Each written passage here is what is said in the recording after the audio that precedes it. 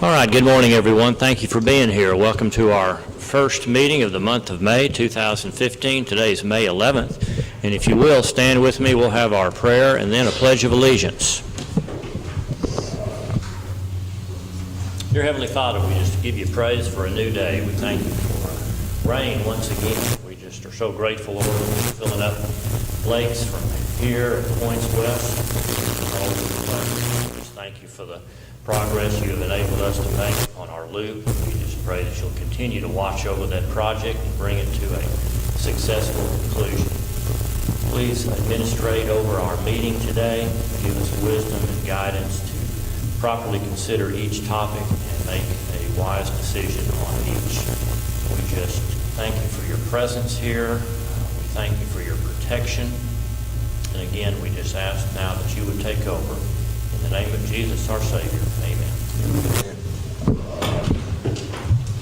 Pledge allegiance to the flag of the United States of America and to the republic for which it stands, one nation under God, indivisible, with liberty and justice for all.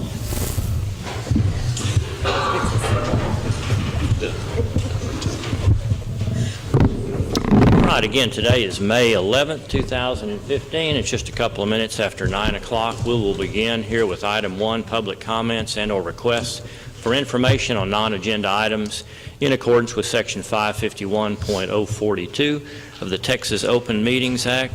Let's see if we've got anybody that wants to speak in general. Sue Evenwell, Judy Kent, and Diane Owens. Judy, it indicates you might want to address item number 1. Does that mean the time during the general time? Okay, come on up. I know we all had a rough night last night, and I guess I've got questions, but I'm not quite sure who I would ask. I didn't know if last night was a dry run for us with tweaking afterwards, or if this is our emergency alert system that we now have in place, but it was on a lot of people on Facebook this morning. I was a little frustrated. Of course, if a tornado had hit my neighborhood, I might have been very thankful. But last night, after midnight, I believe, I received 4 phone calls on line 1, which I registered with the emergency alert system. I received 4 phone calls on line 2, which I did not register with the emergency alert system, and 3 calls on my cell phone, which I'm not sure if I registered that with them or not. The last phone call, and all of these are happening within an hour's time. The last phone call I got was telling me that we were under severe thunderstorm warnings. And I mean, there's lightning, there's thunder, there's rain, there's everything. And I wouldn't have needed them to call me in the middle of the night to tell me that.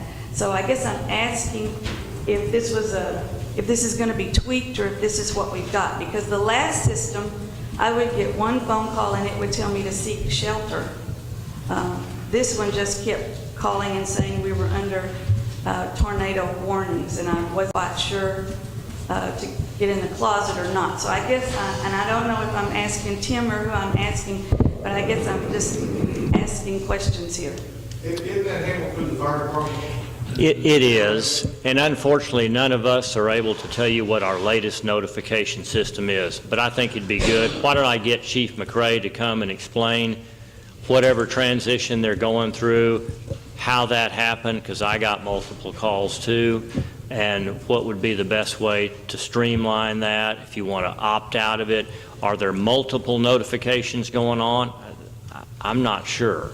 But that's the first time I've gotten that many calls like that. Never have before. I mean, I don't know what was wrong with our old system. I got calls and I felt very good about it. So I'm not quite sure why we changed, and I'm not quite sure if this just needs tweaking. So I just wanted to bring it up for questions and information. Let's get some information from Chief McRae, and I'll put him on a future agenda. Judge, if you contact Channel 7 in Tyler, they will also call you. So at some point in time, did you know if you gave your phone number to them? I mean, I agree with her.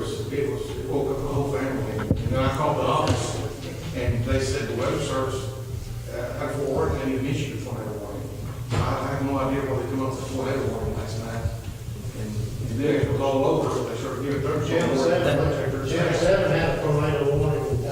It come out of Yeah. Shreveport. It come out of It Shreveport. come out of Shreveport. Yeah. The majority of them will come out of Shreveport. Most all of ours will come out of Shreveport. Well, I'm sure Chief McRae doesn't want you to experience what you experienced last night, and so does it need fine tuning? Obviously so, but let's find out, and he needs to hear this as well. I'll get more information from him. Anyone else on a general topic? Item number 2, consider and possibly approve minutes from our April 27th meeting, special meeting of Commissioners Court. That was our second evening for the month of April 2015. Judge, I make a motion to approve minutes. Thank you. Motion by Commissioner Hinton for approval on those minutes, and second by Commissioner Parker. All in favor of approval of those minutes, say aye. Aye. Opposed? Item number 3, status report for Titus County pass-through projects. I don't have a formal report today. In my conversations with Mr. Heidecker, I don't know if they completed the base coat over the road last Thursday, but I know that they came close. Do you know if they completed that base coat? And this is not the seal coat. We still have the seal coat to go, but the base coat was going to give us a fairly waterproof, I said base coat, prime coat is the actual name that they're using. This was a layer of spray that was put down all the way from the new 271 loop through the Preferred property and on out to Chapel Hill, and they were fighting the oncoming of the rain Thursday afternoon, but they were making good progress there on Wednesday and Thursday. So with that down, that means that hopefully the water runs off and we're not subject to having to have the base coat dry out once again. Of course, every time it rains and that base, that 7-10 whatever inch base gets water on it, it just delays our timing for putting down the ultimate seal coat.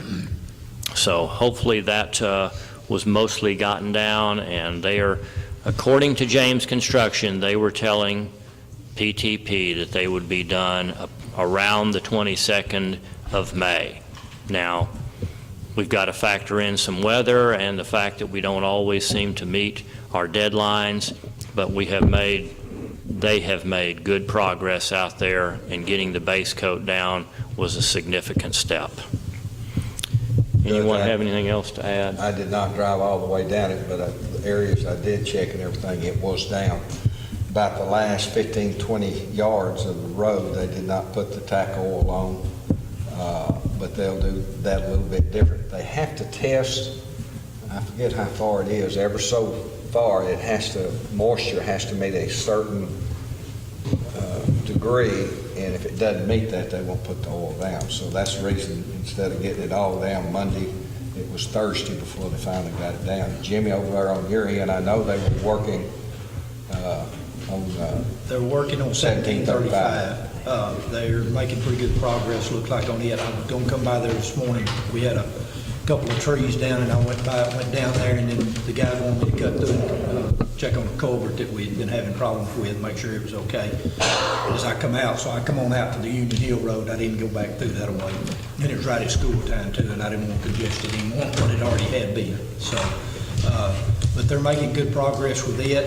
I did not see if they got the prime coat out to 1730 all the way out to it or not.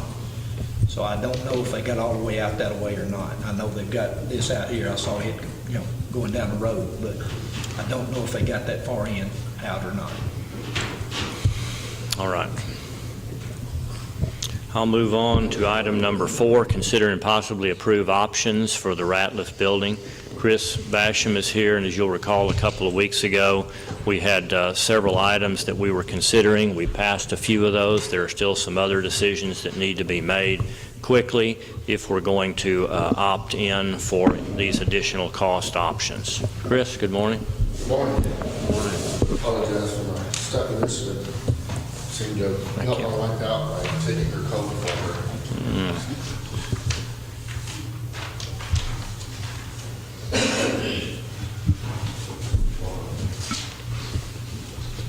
What you have is the same thing that was presented at the last meeting. The items in yellow are the ones that were approved. At that time, y'all tabled items 4, 8, 9, and 12. We're gonna go look at some things, and so we're just back here at that point. So Judy is also here to speak to the items that are still open as to what y'all want to do and what she needs to be have done over there. So, and just the bathroom floor tile, as I understand it, you're still on the list, but it's not necessarily needs to be done. We can bypass that. The break at the door is such that you won't see the two tiles together except when the door is open. Number 8, the $3,000 is a combination of $1,800 for the actual built-in furniture and $1,200 for the cased openings. We moved the door, moved the security line from in front of this office to behind this office, or vice versa, from behind the office to front of the office. So it's now in the secure area behind the wall, and that was a new cased opening and a new door location. The lights we talked about going from a T12 to T8s. Contractor had also recommended a 9B going to LED lights. That's kind of an expense that I recommend probably don't need to do at this point. Going to the T8 lights would be more energy saving. Just to refresh your memory on what we did when we started this project, we were trying to keep the cost as low as possible. We have about 45 lights over there that are 2x4 fluorescents. Some of them are old, some of them are new. We need about 27 of them to go into the new space, so we could reuse those old lights. They are energy, not as energy efficient as the T8s, and that is a good price on those lights. You got a really good price on them. And then the last item is number 12, which is break room cabinets and sink. The original plan was to reuse the existing sink and cabinets over there. It's pretty small, what was over there for elections administration. Contractor actually recommended maybe expanding it for the number of folks that would be over there. So that's kind of what's on the agenda. So if you want to say something. I don't have a lot to say, except I realize it's taxpayer money. I'm a taxpayer too. I would like to keep the costs down as much as possible. I even tried to use some of my existing cabinets that we have now instead of building all new ones. We weren't able to do that because of the height of them, they were too tall. As far as $3,000 on the furniture, no, that is expensive. And if there's some way to cut it, yes, I am very willing to cut it. I just don't see that, desk and few cabinets are $3,000. But really, that was, didn't you say that's more like 1,800? Just encompassing that room. Oh, okay. See, I thought it was $3,000 for the whole office. You remember they had to, and I've been over there to see this, but kind of the idea, if you'll kind of explain to these guys why the move of Gwen to that 7x7 office from the back so that they understand what this was in the first place. Well, we started out like in the office now. There is a secure place with a wall that divides that part of the work from the rest of the, where the public can't see the deposits being made and everything. We didn't get that into the building now because I could put size of it, basically. It was going to make up too much room. The next option was a storage closet. Well, that's putting back at the back of this closet. And I don't want anyone in the closet. I wouldn't want to work in one, and I wouldn't put my employees in one. So the next option is to turn this other small area into a workable office. And that's what I want to do, is make it an office. And then this was some built-in furniture. 1,200 of it was just the physical change of the door to a different location to encompass this 7x7 spot that was going to be created into a private lockable office for Gwen. And then another 1,800 was the built-in furniture that would be a worktop, and then some tall furniture, and then some overhead built-in furniture cabinetry, I guess. Is that right? Shelving. Okay, tell us about the need to replace the bathroom tile. There is no great need to do it. I just, if you're replacing the rest of the flooring, it would appearance-wise, look a little bit better to change it all, but, you know, it doesn't have to be changed. I mean, we're okay with leaving it. In fact, the tile we picked out, Chris got to break it in the corner of it, you can't even break it. It's a good tile, but, you know, we can live with that not being changed, that's fine. The furniture there in that little 7x7 office, would that $1,800 replace the need for a desk? And a desk, I don't know, a few $100s. Okay. How much does she need in there for the kind of work that she's doing? Is a desk adequate? I don't know. We need to adequate desk for the computer and be able to do work and a printer. Monitor and everything, so, you know, we do need a little good-sized area there. Chris, the kind of furniture that it would take to put in there would cost approximately what, conservatively? Probably $800, $900. By the time you have a desk with a counter, because you have a place with a printer, you've got it wired in for communications and power. So it can probably be half that cost when you just bought furniture in. The advantage of building the furniture in is it's a 7x7 room, so building the furniture in maximizes the use of the space that's there. Okay. Break room cabinets and sink. I have some cabinets that we can actually move. They're movable in our break right now. They're movable, they're not attached. So we can actually move them. Okay, so we could do without that. Correct. And then the lights, to replace the lights, we'll gain a nicer looking light and a more efficient light if we go to the T8s. And those lights that are there now are old fixtures that have been there the age of the building. They have been, and some of them replaced when they had the renovations of the bathrooms several years ago, in terms of handicap restrooms. They replaced some of the lights. The contractor was concerned that they're different ages, and that given the age of them, they're not energy efficient, and it may be 3 or 4 years before they start going out in the valves. But there are, like I said, there are an abundance of 2x4 lights over there. They're just older lights, and none of them are T8s, they're all T12s. And this would replace everything front to back with T8s? Correct. That is, you know, not that my opinion on this, but that is a good price on that. Of all the things that are under, that's a great price for that to be honest. That's the smaller bulb, is that right? Yes. Which means brand new transformers in all of them, which are probably $30-40 to replace those as they go out. The contractor recommended that because when we were working over there, there was going to be a lot of renovation, and he worked to deal with the electrical contractor, and everything over there is new now. All the electrical is new, so the only thing that wouldn't be new would be the lights.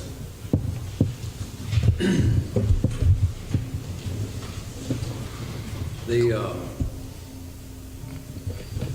transformer in the old light cost as much as one of these fixtures doing a T8. And I don't know whether most people don't know what a T8 and a 212 is, but the fluorescent is the 8-foot or 4-foot fixture light with a long tube in it. And then the T8 is a smaller tube and a smaller transformer. I guess more efficient, but it's not very much more efficient.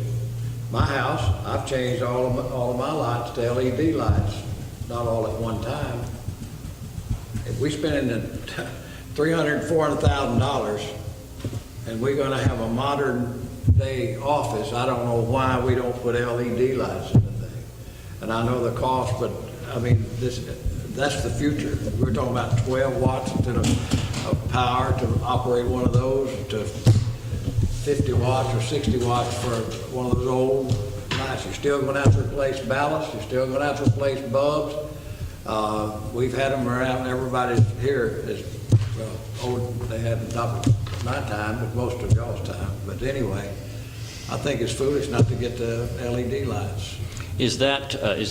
Are these LED lights in a 2x4 drop. And that would again replace all ceiling lights with LED. And we did put LED on those elevations. And no further modifications to the ceiling grid or the ceiling tiles would be needed. That would be a turnkey complete cost on those LEDs or the T8s, either one. And electricity would save that much money in a period of time, 2 or 3 years, 4 years.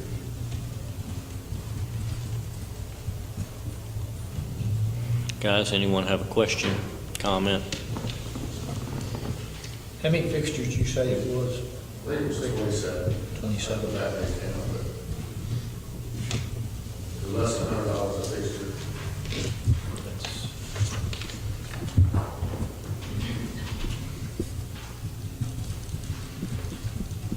Less than 100 for the T8s. Obviously, more now for the building.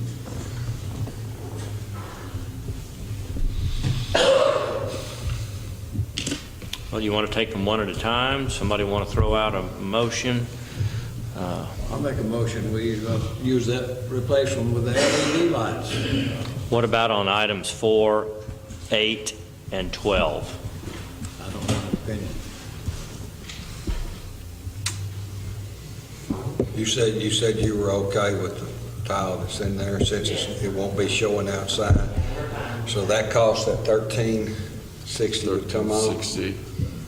And you had more cabinets to go over with that one that's in the break room. The countertop will match.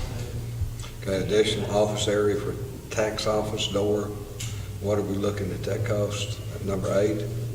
Number 8 is the 3,000. It's 1,200 for the actual door, and the 1,800 would be built-in furniture.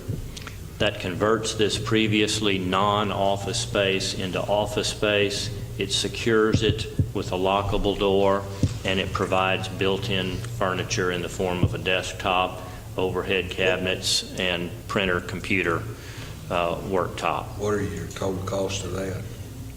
$3,000. 3,000. 3,000.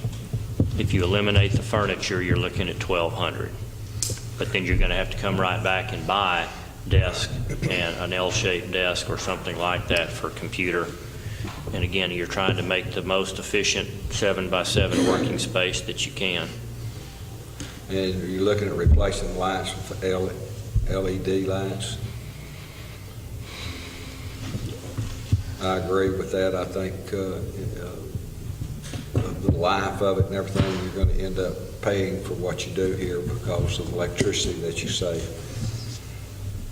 And number 12, was that in there? Oh, that's a decision for you to make.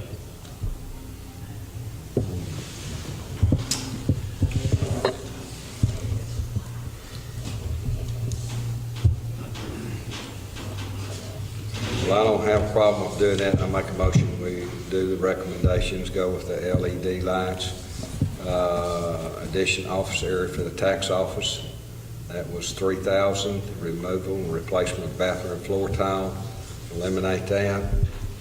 And the new break room cabinets and sink. There's going to be 2 different offices using that, correct? Okay, well, Okay, just so motion. I can back up, Commissioner Riddle did make an initial motion to go with the LED lights. I'd like to modify my motion. You want to, okay, go ahead. I'd like to, I think we ought to put the built-in cabinets, the whole thing. Every one of them, I think we should do. I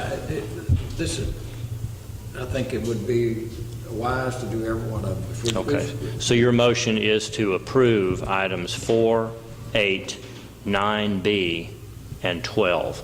And to identify those, that's going ahead and replacing the bathroom tile to match the rest of the building. Going ahead and converting the 7x7 to office with built-in furniture. Right. Replacing existing ceiling lighting with LED, and replacing the break room cabinets and sink. Yes. Okay, that is the motion. Second.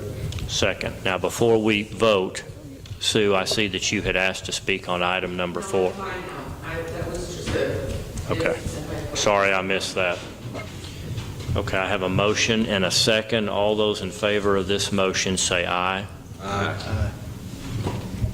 All right, item passes. Judy, thank you. Chris, thank you. Thanks, and thanks for the windows too. Yeah, I think those will be good. We need that building to be efficient. Yes, sir. All right, item number 5, consider and possibly approve a plat for Cason Ranchettes, Phase 5. This is in the J. Peacock Survey, abstract number 430, Titus County on County Road 4950. Anyone here to give us some information on Cason Ranchettes? Okay, we've got the plat up here. If anybody would like to take a look at that, this is a well-done development, and this is, I don't know necessarily that this is a final phase here, but if you need additional time or information, Greg Hayes has provided his number here if you want to take a look at these. Again, these guys have done this development right. Let me allow you to at least take a peek at that. This is. I am in realtor if there are questions. Why don't you just tell us a little bit about this development? I thought he might be here. And you don't have to get detailed. Is this going to be ever expanding? Is this the end? Kind of where are we in this? I'm not quite sure what lots are on that plat, but there are 23 lots out there, so I'm not quite sure what's on this plat. And it's an original tract that I sold him that he split up into plats, and he has restrictions out there that they have to follow, and each tract is around, just a teeny bit off, but they're all supposed to be 3 acres. What kind of residents are on these lots here? Are these trailers, manufactured homes? They're open. I mean, They could be any. It's out in the country in Cason. It's still in Titus County, and it's still in Chapel Hill School District. So, I mean, he owner finances them, and, they sell them pretty much like hotcakes. And if they don't keep up their payments, then he forecloses on them, and then I would resell them again. But it's, he has restrictions. They can't have a bunch of parked cars out there. They can have mobiles. And what we find out as realtors, we get calls, 5 times a day. People looking for a place to put a mobile. They sell these mobiles, and then these people can't find any place to put them. So that's how come he's able to sell these so easily, is everybody's looking for a place to put a mobile. But he's good on his restrictions. He watches them, and he restricts them, to what they can have out there and what they can't. So he doesn't always purchase the mobile home or the manufactured home. You said he owner finances just the lot. He doesn't lease them the lots. So they actually end up owning the lot. Right. They average about 500 down and 150 a month. How is his septic systems work? Do they share? No, they have to come through the county and get their own septics. And they've had, and I know they've had no trouble with previous septic issues out there. No, he's brought water from Bi-County out of Pittsburgh. He's brought that to them in the street. They have to pay for their own water meter, and they pay for their own septic service. Okay. It's approved by Chris Payne, is that Clint Bain, that's over the septics. So yeah, he's got all that in his restrictions that they have to abide by that. Okay. I talked to How about, yeah, but we've almost, we've got the subdivision plans almost done. Is it possible to table this? Because how about the streets, address the streets and see if they come up with. There are no streets, it's down the county road. There's not a street. It's on one of my county roads. It's a long, the original piece I sold was a long, narrow piece that's got all road frontage down one side, so he's just chopped it up into 3-acre tracts. So everybody's got road frontage on their 3-acre tract, county road. And I talked to him, they put in and culverts. he said if there was any questions, he said, I can't be there for the meeting, but he said if there's any questions, I'll be more than happy to answer them. And there's 10 lots, I think is what it is, that he's selling this time, and or do it this time. And like I say, they're all on the county road, everything faces the road. Most, all the lots are 3 or 3+ acres. Yeah, they're all right around 3 acres. It might be just a tad Just a over bit, 3 yeah, acres. tad but over, that tad would- under. Yeah, they're right at 3 acres. Each one's got a septic system, so it sounds like the critical things that we've talked about are size of the lots, which has been one of the things we've looked at making adjustments to, quality of the road, no new roads on existing county roads that we are servicing, and then each lot is big enough for its own individual septic system. We're not running into septic system problems there, and he's got a good history at this particular development with his septic installation. Right, So, yeah. It's up to you, Jimmy. Okay. I make a motion that we approve it. a motion by Commissioner Parker to approve this plat for Case and Ranchettes. Second. Second by Commissioner Hinton. All those in favor, say aye. Aye. Opposed? And that passes. All right, thank you. Item number 6, a lot of mystery here, I'm sure, as you read this. Discuss and possibly appoint a committee to study the future of county fire protection. This is really, really the very beginnings of something that I have no idea where this topic will go.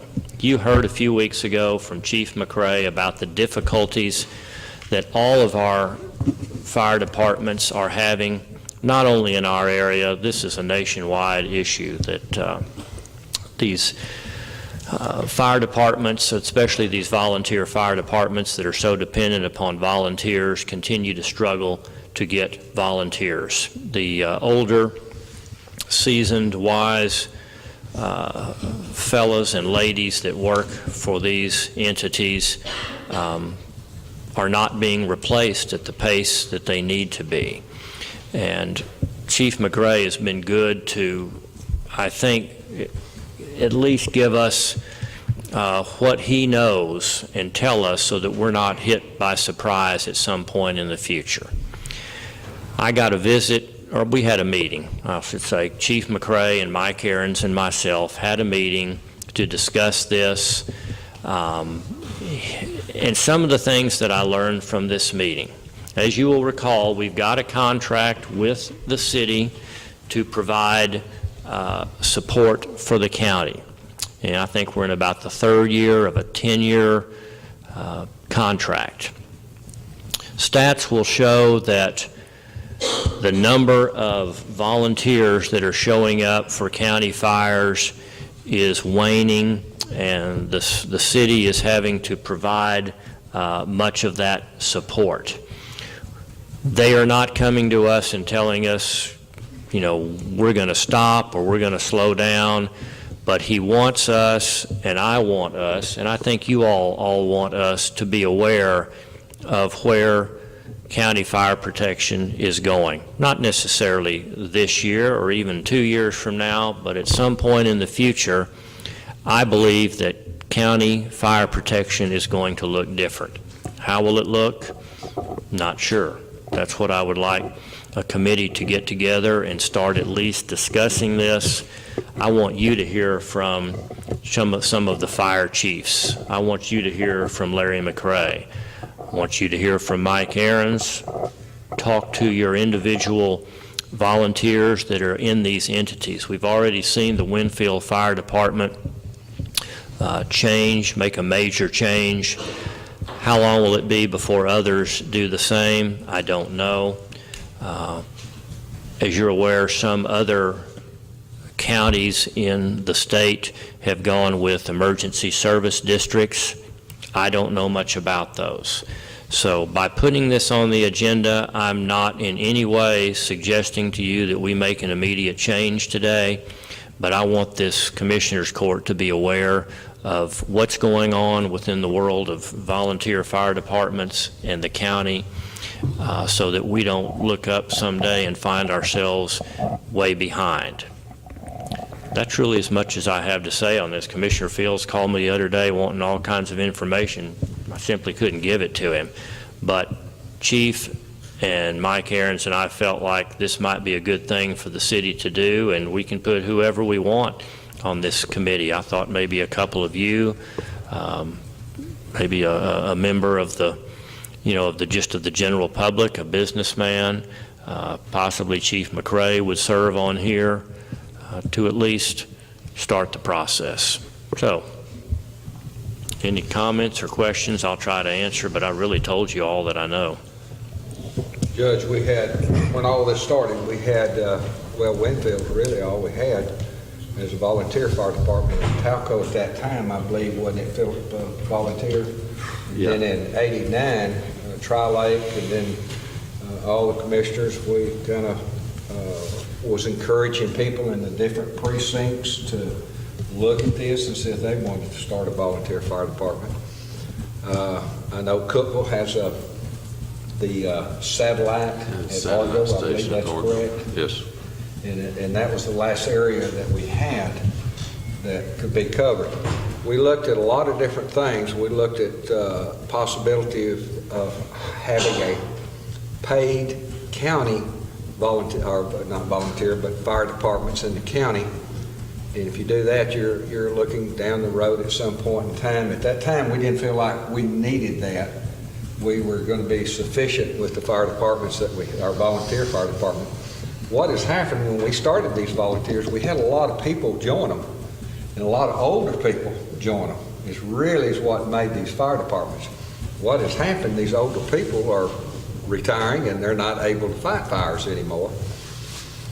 I think we're going to have to work in the community to encourage people to be a part of our volunteer fire departments.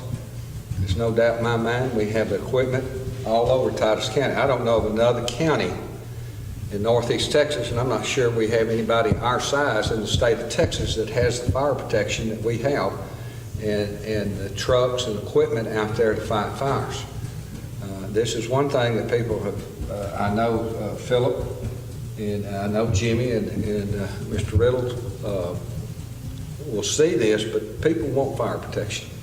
They want it. And we have to pay for it, then let's do what we need to do. But they want fire protection.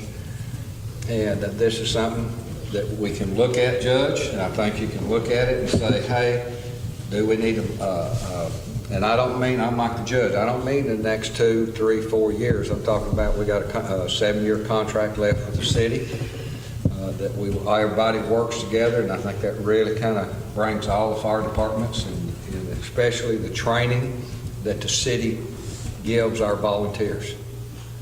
Because we don't want anybody out there being a volunteer fighter if they don't have their training, because you're waiting for an accident to happen. But I do think we need to look at this and talk to your chiefs and your different fire departments, see what they think. At some point in time, like I said, we just started, it was a new 10-year contract 3 years ago. We got 7 years left on that with the city.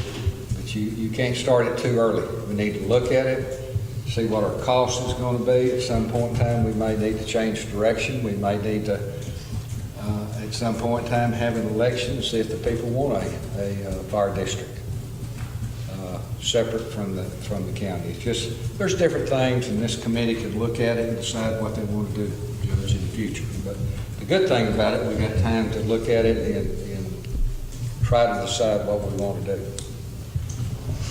Well, understand a fire district or district is a districts become taxing entities, and that adds additional tax burden. So that's how those work. Now, would you reduce some of the expense that you've got going towards the city?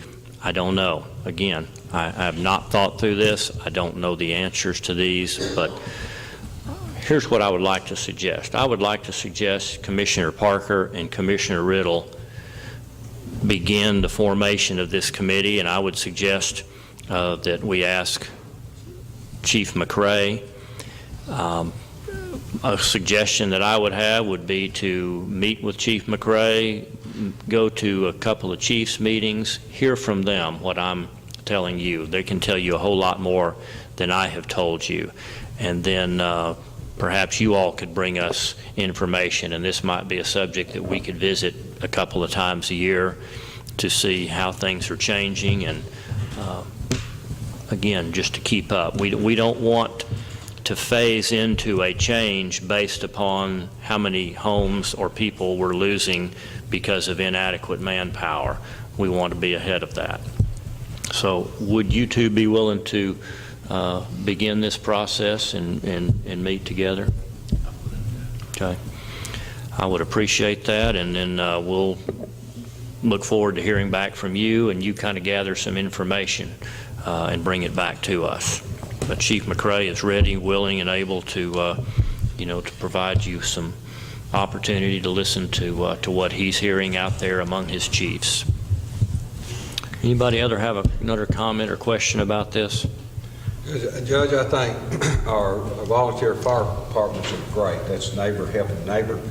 But I do know when Winfield was in their dilemma, and I know Tri-Lake, Jerry Ward stepped up and said, hey, we can make this a satellite volunteer fire department, and I know they've got several more volunteers, and we're starting to grow again because of publicity and because people knows that the volunteer fire departments need help.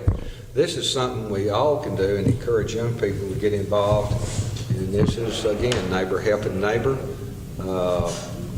Our chiefs in the different departments might be able to go out and if you hear anybody that's interested, maybe go talk to them, but they've got to have their training.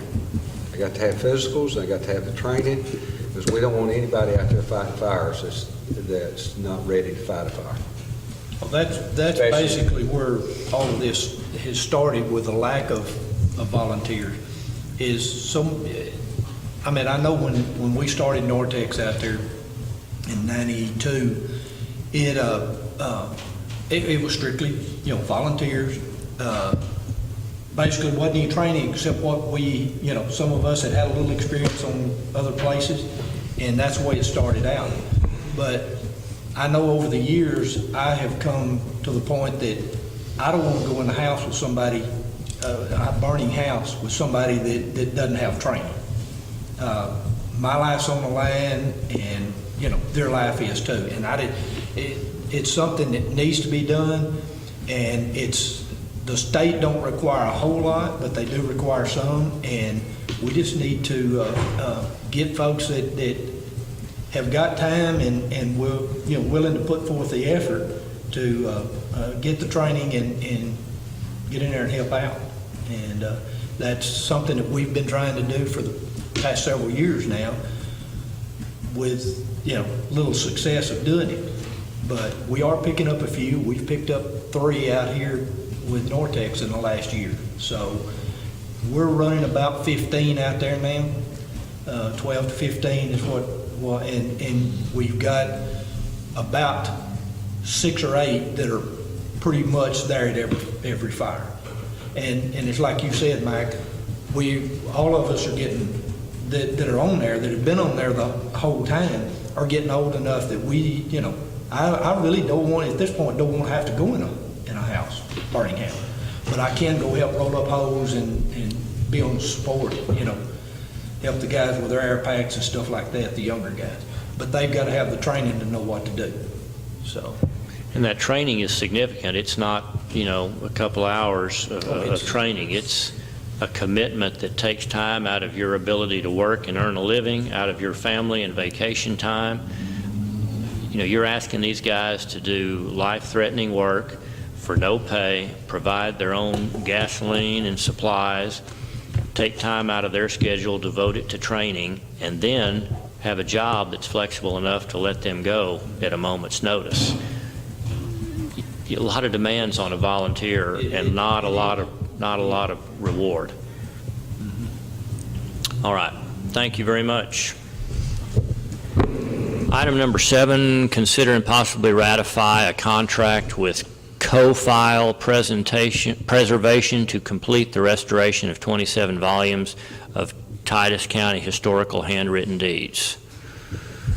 Yes, ma'am. Joan Newman, our county clerk.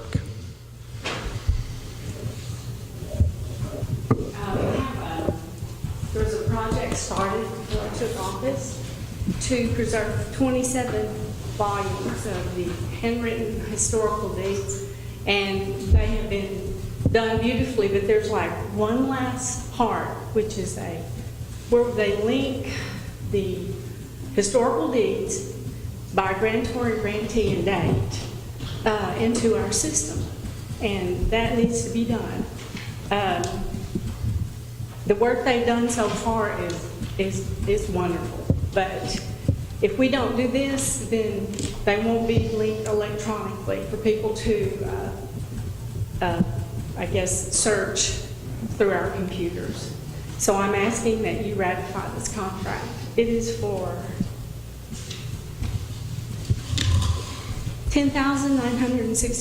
$10,916.45, and I checked with the auditor's office, and right now the archive balance is $21,071. So we have plenty of money.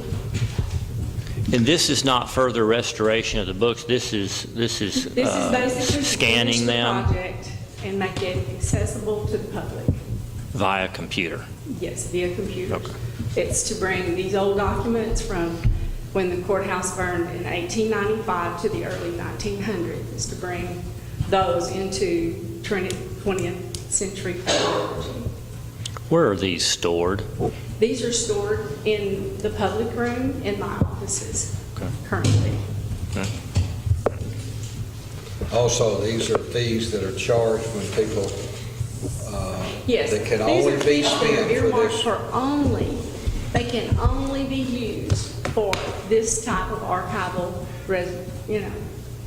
preservation. Make that motion, Judge. Okay, Diane, would you like to speak on this? No. Okay. Okay. That was the whole thing, so she did good. Yes. Okay. Motion by Commissioner Fields to approve this contract to finish up this project. Second. Second by Commissioner Hinton. All in favor, say aye. Thank Pass you. it. Can I ask you a question just while you were right there, just as a point of discussion? You've got some records that are over there upstairs in the annex. Yes. And They're stored in very poor condition. Not the records are not in that poor condition yet, but some of the glass that is basically the back wall of the storage area is broken. Rodents, any kind of vermin, bugs could get in there and eat those. I was hoping at a later date, maybe when the Ratliff building preservation and remodeling was finished, that I might access the auditor's office to bring those over here so that I would have safe storage for them. how much storage space? I have no idea how much is up there. How much would you need? I mean, is that more than you need, that auditor's office? It's really the only place we've I don't got. believe that it is more, because parts of some of those records will have to be kept under lock and key. Others are in the OPR, which is the Open Public Record. Is it even air conditioned up there? No, and that is a factor. Most of the historical records and the old records should be stored anywhere from 50 to 68 degrees. Is it in that front part there? Where- Yes, it's if you from the break room, if you go up the stairs and around the corner, they are. Back there. Yeah, head back north. There they are. So at some point, you're going to request that we give some space in this courtroom and bring some of the annex stored records over to this area? Yes, that is what I would like to do. It's very important to keep these records. These are our historical records. Okay. All right. Well, I wanted them to be aware of that. I knew you and I had discussed that, but I'd forgotten it. And as we get ready to transition some offices, switching them around and bringing, Carl, you still planning to move back downstairs and free up that space? Yes, we'll go down where John Mark was. Okay. That's the treasure. Yeah, I think where that stuff is right now, that there was air conditioning and heat stuff, and it was working. It may not be now. Yeah, But I I can go agree, ahead and you've check got to that. keep that stuff at a certain temperature Yes. or. It's very important to the degradation, for the degradation of those records. Even though a lot of our stuff is digital now, because that's what we're kind of working toward, paperless. A lot of those records are still, those analog records have not been, you know, they need to be kept safe. Well, I know when we built the jail, and we had the old jail, we had a lot of records over there, and the state is, the archives, the state will send a person down here and say, you know, we need to keep this, or you don't need to keep this anymore. Any of those things like that, that may be something you'd like to get the state involved in, because it doesn't cost anything for those people to come down. Yeah, the state library. And stuff that needed to be kept was sent to East Texas State University of Commerce, and it's still ours, but it's kept up there in a climate-controlled atmosphere Yes, for and they have- everybody to see and everybody to use. I think a lot of that is on microfilm, and they maintain the ability to view that on microfilm there. We no longer have that capability. All right, thank you. Uh-huh. Item number 8, consider and possibly approve the purchase of 2 tractors for Precinct 4. Jimmy? Judge, I've got 2 quotes. I went through the state buy board and got 2 quotes, one for John Deere and one for New Holland. The 2 quotes for the 2 tractors are New Holland was $75,934 and John Deere was $75,170.68. The New Holland has got a few extra. It's got a few extra options on it that the John Deere didn't have. There's not that much difference in the price there, and I would like to see about getting the 2 New Holland tractors. Okay, so the New Holland bid was provided by Conroy Tractor. Yes, sir. And John Deere bid was by Ag Power out here at the John Deere. And both of these came through buy board? I mean, Yes, sir. explain how that works briefly. What the deal is, and I met with the guy from buy board here in the court, in James's office over one day for about an hour. And he explained to me how it all worked and got me set up and all to do the bidding process or the quote process. The state goes through and bids all of these. I mean, they've got hundreds of bids from these companies, and it's the John Deere company. I sent the RFQ to North Carolina for John Deere and to New Hampshire, I think it was, for New Holland. They immediately called their local dealers and told them, you know, this is what the bid is, this is what you have to let the tractor go for. And that's the way it worked. And when you do that, you don't have to go through a sealed bid process like if you went to local contractors. Exactly. The state has already done all that bidding for you. This is the bid. And That is even the bid though, right there. and I'm just clarifying for everybody that we don't have sealed bids that we're opening here today because you've gone through this route. And even though the bids end up coming here with Conroy Tractor on it and Ag Power, you've still gone through the state buy board, which doesn't require sealed bids. Yes, sir. Okay.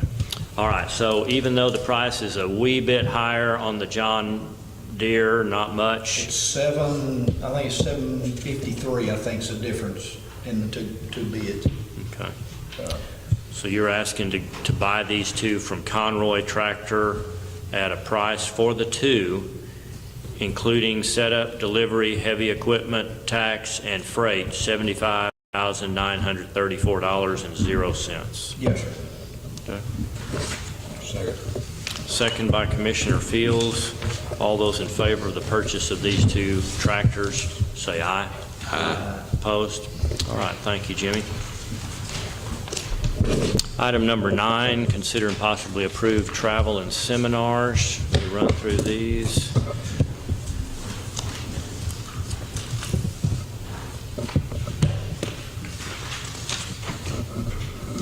These first few are from Sheriff Ingram. Item 1 is to request to send Michael Garcia, David Price, and Corey Ball lieutenant corporal and corporal are their ranks to the 29th Annual Texas Jail Association Conference in Austin. And this, again, as I had mentioned to you in a note, they are actually leaving today, the 11th, 12th, 13th, 14th, and 15th. The cost of registration, $630. Cost of meals on the per diem rate of $600, and total cost of hotel motel $1,640. All of this money, as I understand, is to be paid for by the SCAP grant, leaving a net cost to us of nothing to send these fellows. And that is again in Austin. It's going on this week. The next request from Sheriff Ingram is to send Wayne Miner, Sergeant Investigator, and one of our designated representatives for on-site sewage facilities. Send him to Paris, Texas for on-site sewage facility training. That'll be June 19th. The cost of registration is $165. He'll have a half day's per diem, $20. Be taking a agency vehicle, that 120-mile round trip, so the cost of $185 to send Sergeant Miner to septic tank school training. Second, just like it, to send Sergeant Clint Bain to the same training there in Paris.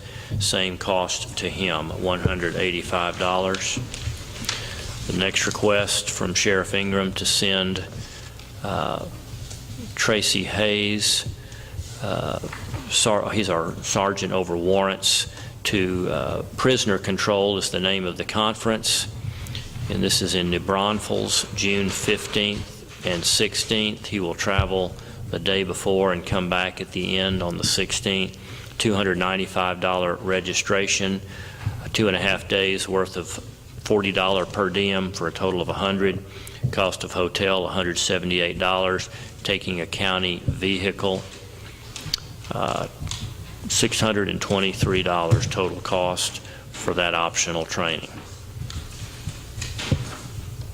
The next request is from Clerk Joan Newman, requesting to send Paula Herndon to Vital Statistics Regional Conference at the Omni Hotel in Dallas at the end of July on the 31st. $120 registration. They will be carpooling, so the total cost relative to Paula Herndon would be $120. And then Joe Newman would like to attend that same event, so she will be doing the driving, and that's a one-day, no overnight, right? And why is there no meal cost involved here? Lunch is provided. Okay. I think driving, ready, breakfast. Okay. So $267.77, including the registration and the mileage there. This last request is mine to attend the Probate Academy in Lubbock next week. We had already approved this trip and the cost of that registration fee. I have made flight arrangements through Southwest because it was cheaper than the mileage to drive up there, and certainly a lot easier on me. So I'm asking to be able to attend this the 20th, 21st, and 22nd next week, with travel the night before on the 19th. I don't know how many meals they will provide for us. I've gone ahead and put down 3 days at $40, but I'm sure they'll provide a good bit of our meals there. The hotel cost is approximately $350, and to fly Southwest, I could not access my records there online. It's less than $500. I don't remember exactly what it was. So again, that'll be next week. And that is mandatory training. That's all I've got for travel and seminars. Make a motion to approve travel. Motion by Commissioner Hinton. Second by Commissioner Parker. All in favor of approval of those requests, say aye. Aye. Opposed? Item number 10 is approve oral and written reports of our county officials.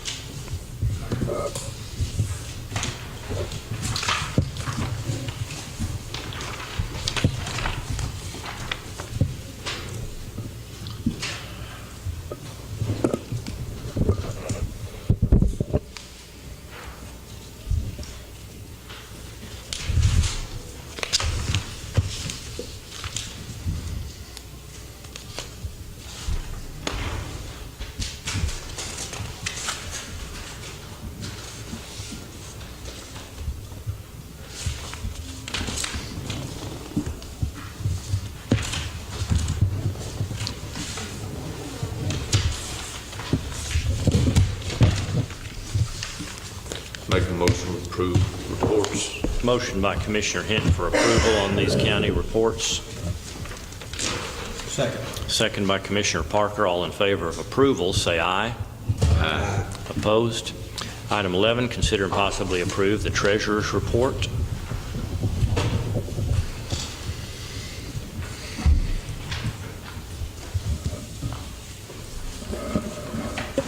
Thank you. Thank you. Thank you.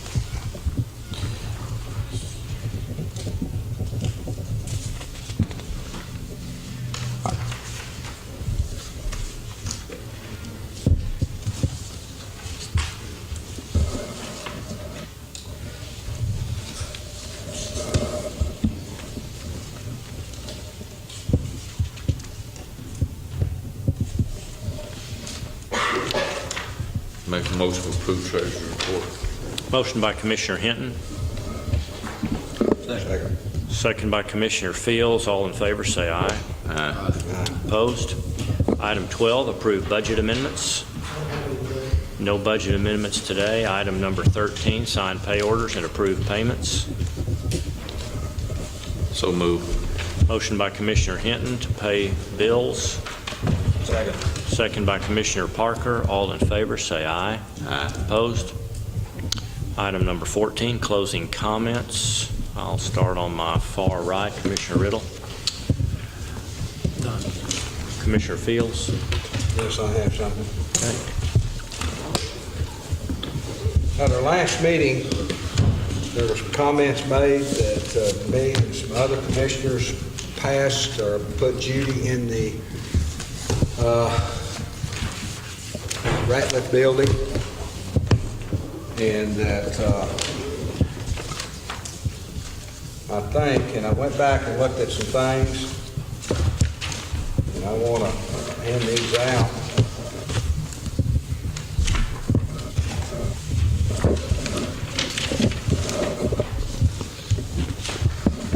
You can turn to the second page.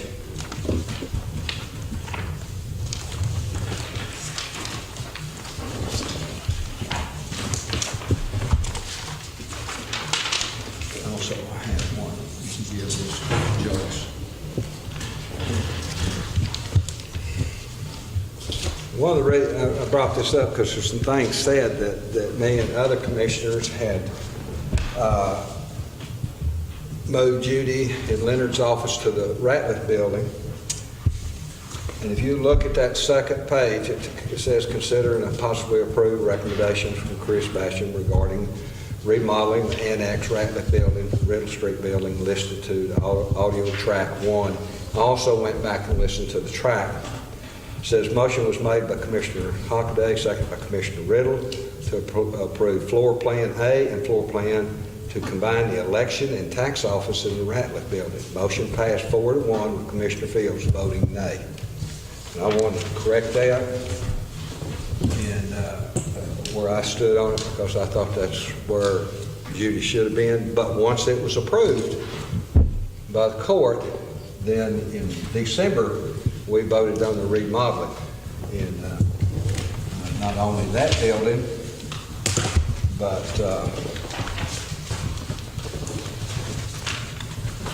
here's December.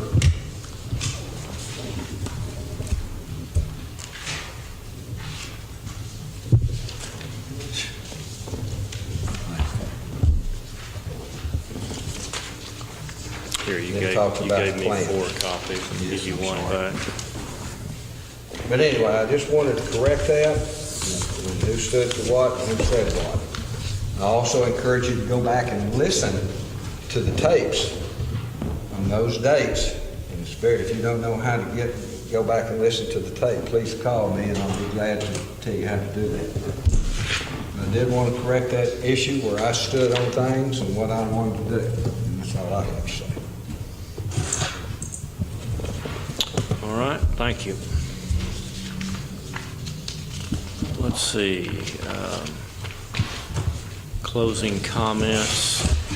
I'm getting real close to being able to say that we've got a completed loop, and that's great news. We are very grateful that we have made progress despite the rain. we can taste it. We're not ready to make any definite days projection as far as when we'll open that thing up, but we are getting very close, and that's definitely encouraging. I was glad to see that the college passed their item and they can move forward with some badly needed work there. That's all I have. I have nothing, Judge. I'd just like to say, Judge, that our auction on my surplus equipment is going real well with Auctioneer Express. There will be, it went online Thursday afternoon, I think it was about 5 o'clock, and we'll run through the 27th, start ending at 11 o'clock on the 27th of this month, and there will be ads running in the paper this coming Wednesday, and then the 17th, the weekend paper, for advertising that as well. So, but it's going real good. We've already got several bids and all on most all of it. I had one guy call this morning. He's wanting to come this afternoon and look at some stuff. So it's going real good. Get all that stuff liquidated. Okay. I would like to say one other thing. Just want to, and you know, we don't probably do this enough and stuff, but I appreciate, and I know the commissioners up here do, we appreciate all what the volunteer fire departments do. There's no doubt in my mind, if we don't, we're one at the very top of the group, our size county that has fire protection for our residents. I don't know of any other county our size that has the type of fire protection we have. And this comes back to our volunteers, and it works. The city is involved in this, and they can cover fires. A lot of time when they don't show up, it's during the day. At night and weekends, we have people that's able to be there. But during the day, people are working. They're volunteers. But the training and everything they get is wonderful, and they pay the price, and they do what they have to serve our community. And we get a chance to tell a volunteer how much we appreciate them do it, because they need a pat on the back. They spend a lot of hours and they work very hard. Thank you. All right, I'll entertain a motion to adjourn. So moved. Motion by Commissioner Parker for adjournment, second by Commissioner Fields. All in favor, say aye. Aye. Opposed? Thanks, everyone.